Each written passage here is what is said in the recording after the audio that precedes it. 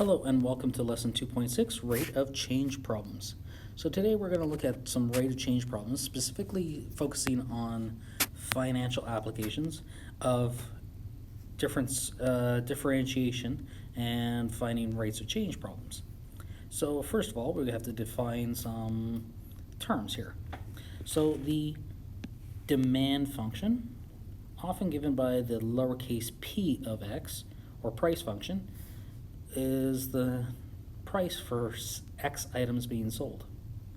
The function r of x usually defines the revenue function, where r of x is actually the x times p of x from the demand or price function, which is the number of items sold at a price per unit of p of x. The cost function, often defined by capital C of x, is the total cost to produce x items.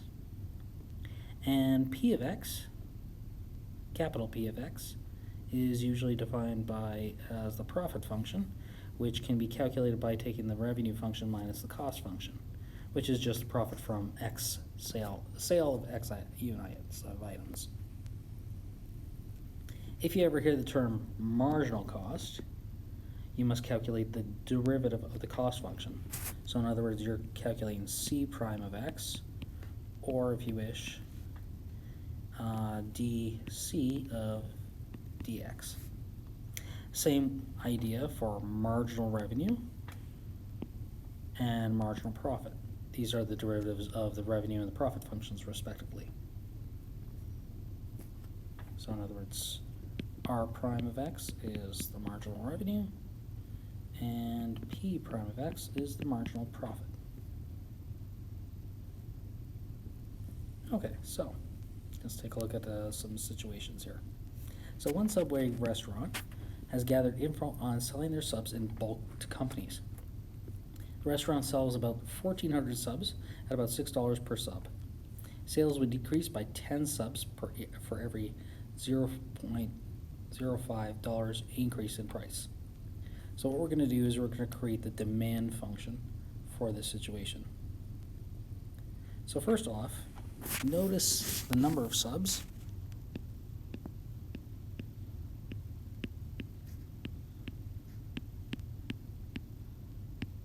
is equal to 1,400, but will decrease by 10 subs for every 5-cent increase in price.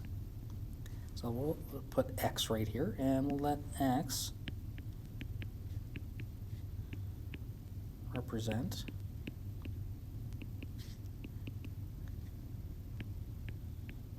the number of 5-cent increases.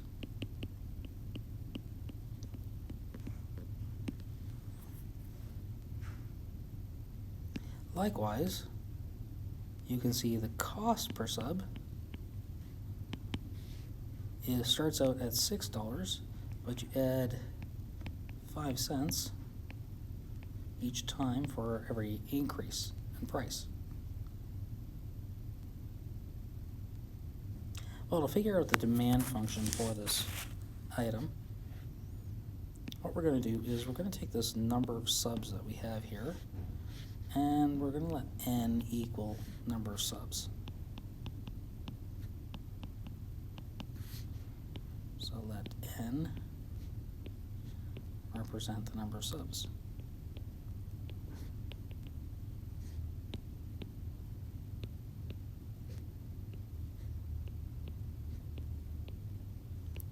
What we're going to have to do is make this cost function in terms of the number of subs.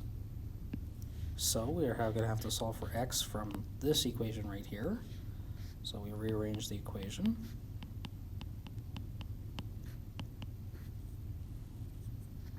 And we solve for x.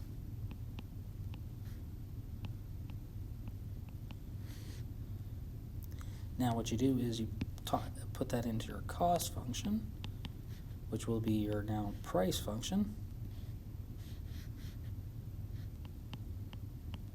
or demand function.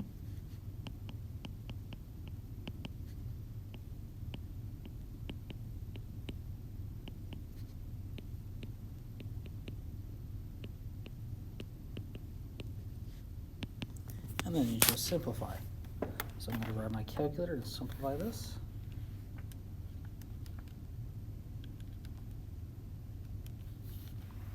So this turns out to be 13 minus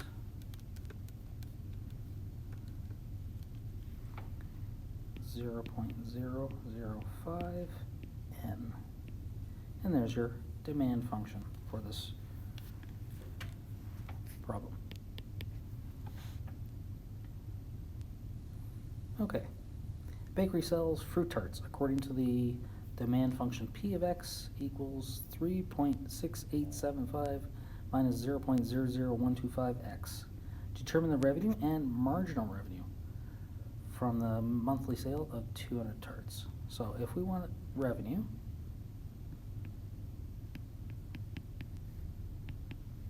that means we're taking x times demand function p of x.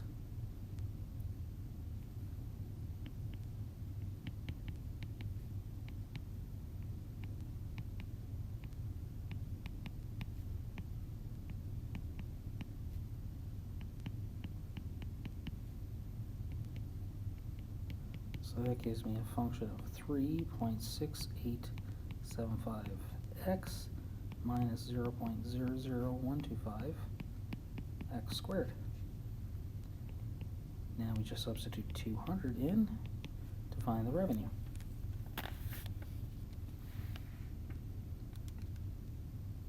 So I'm going to use my calculator to find that out.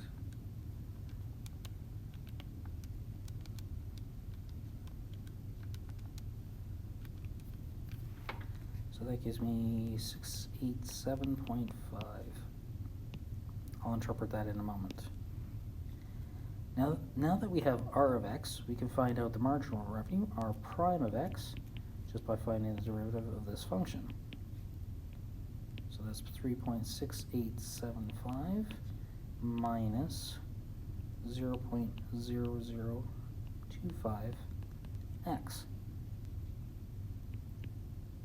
Now we're going to find the marginal revenue of 200 items sold. Again, I'm going to use my calculator to do this.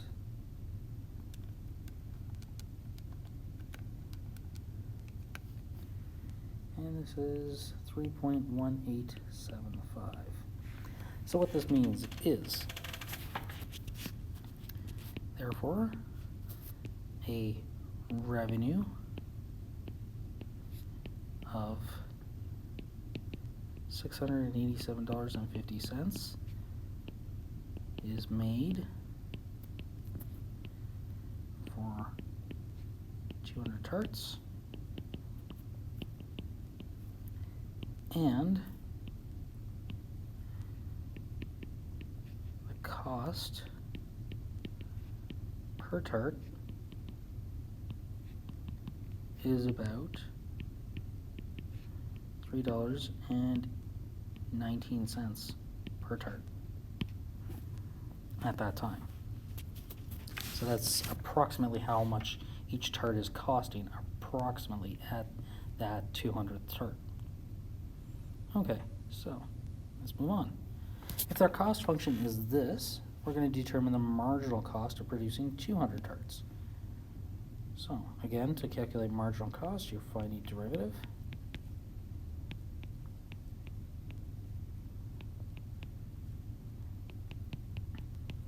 So this would be our derivative. Substitute the value 200 in. Again, use my calculator.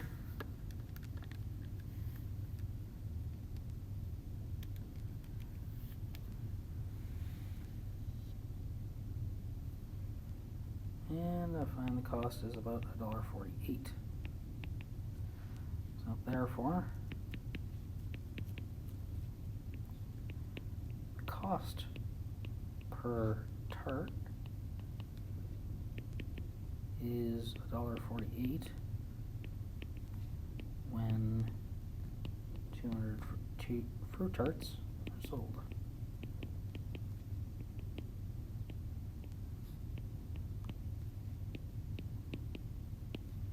So that means we can compare basically how much we're selling each fruit tart for at a revenue of $3.19, and we're only getting $1.48 per one item. So determine the actual cost of producing the 201st tart. So this requires us to actually look at the cost at the 201st tart minus this cost of the 200th tart to actually see how much the cost has changed. So this is actually a rate of change between 201 and 200. So we use our cost function that we have from here, and we're going to substitute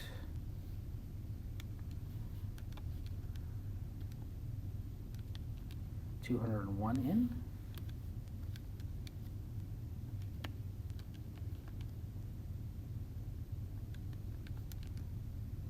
So right now I'm just using my calculator to calculate that. This turns out to be 581.2995. Now we subtract it from, what if we put the value 200 in? So again, I'm using my calculator to work that value out. I get 580.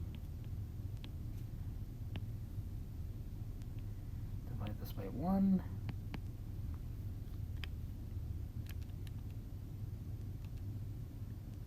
So now I'm going to work this out. This means $1.2995. So approximately, therefore, the actual cost of the 201st tart is about $1.30. You'd round it to the nearest cent. So there you can start to see that there's actually a difference in the costs there. Now determine the profit and the marginal profit for the monthly sale of 200 tarts. So remember, profit is equal to revenue minus cost.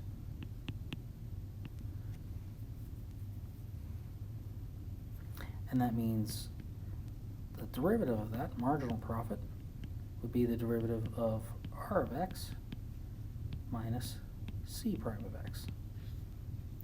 Now, considering we found here the revenue and the marginal revenue, and here we found the marginal cost, all we need to do is find the cost at 200 tarts, which we already have found right here, 580. We can actually substitute these values in without actually coming up with the equations. So to find P of 200, all we need is R of 200 minus that of C of 200. So revenue of 200 tarts, let's look that up again, 687.5.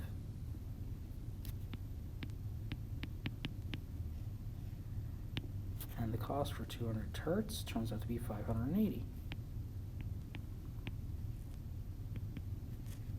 So we subtract these, I get $107.50. To figure out P prime at 200, all we need is R prime at 200 minus C prime at 200. So R prime at 200 was 3.1875.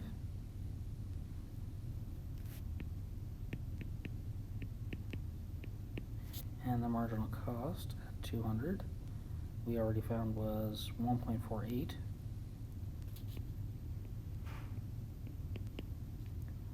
So we subtract these values.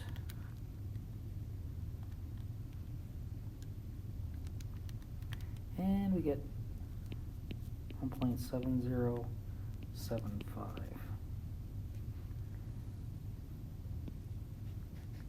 So this means profit is $107.50 for 200 tarts.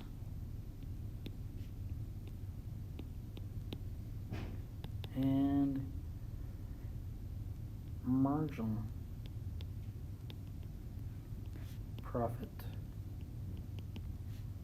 is $1.71. Sorry, about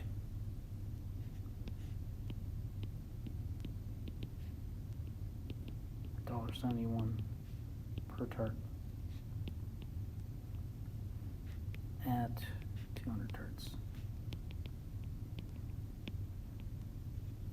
And there we go. And there we analyze some of our derivatives using these properties. And thus concludes lesson 2.6.